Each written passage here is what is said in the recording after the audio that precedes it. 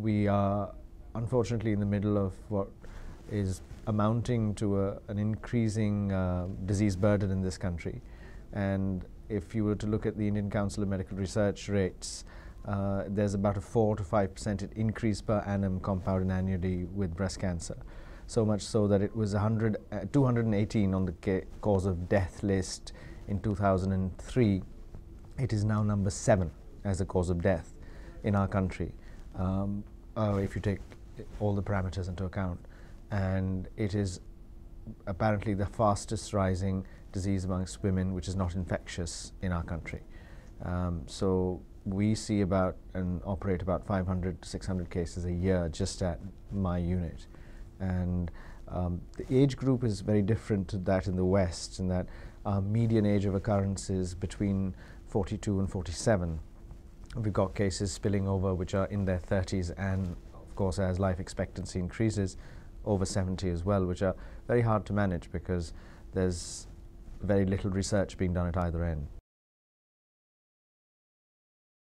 It's linked to westernization, because if you look at the Western data as well, it was the post-Second World War economic and industrial boom that occurred across Europe and America that suddenly led to the increase in the number of breast cancers. I think it's also related to diet, it's related to pollution, which is very significantly present in our country. Unfortunately, there isn't enough work being done to see what's the exact cause, but it's very hard to do that because unlike say lung cancer, where the chief source is tobacco, or cervical cancer where the chief source is a virus which is sexually transmitted, breast cancer is a multifactorial disease. So you don't know that by stopping a particular thing you'd necessarily be able to prevent it. And every 6 months we get some new factor that's added into the mix as causing breast cancer.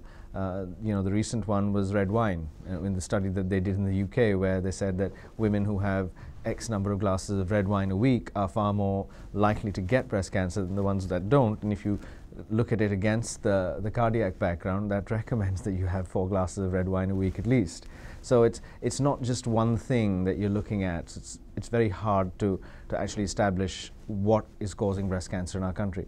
The fact that we have it in a younger subset is I think just the demographic that exists in our population. We are a much younger country with a median age incidence of 26.3 years at the moment.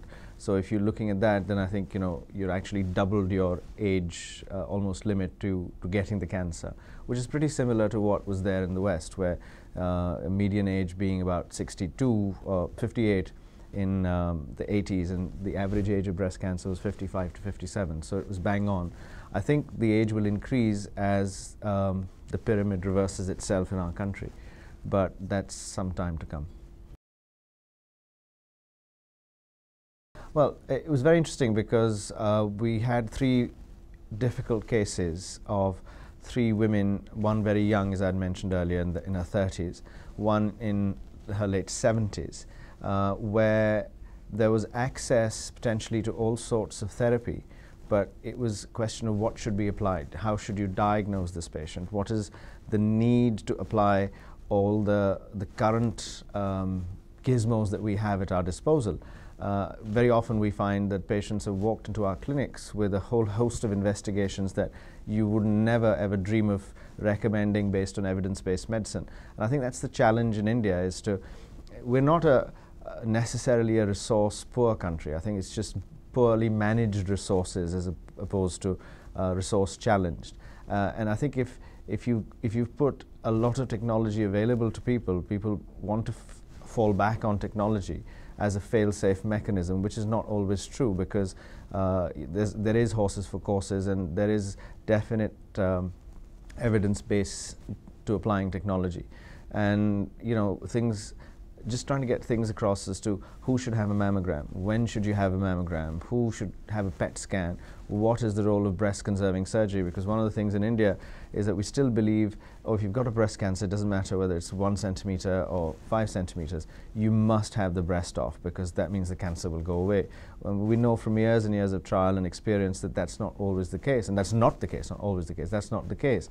I think in our country it's not looking as to whether we should do conservation or mastectomy, but is actually getting the right patient or selecting the right patients in whom we can apply the conservation to.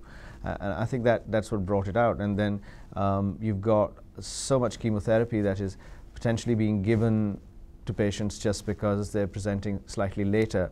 And we had a discussion about an 80-year-old getting chemotherapy. Now, I think anywhere in the West, that wouldn't even be a discussion for that.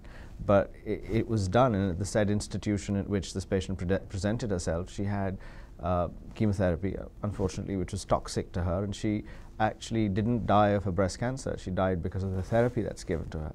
So I think we need to streamline, you know, all the algorithms which are already there, and they're applicable in the West, and we need to actually bring them in our country. We've got institutions like the Tata Memorial and the All India Institute of Medical Sciences that are making great steps to try and get all the centers to come on board and play ball together.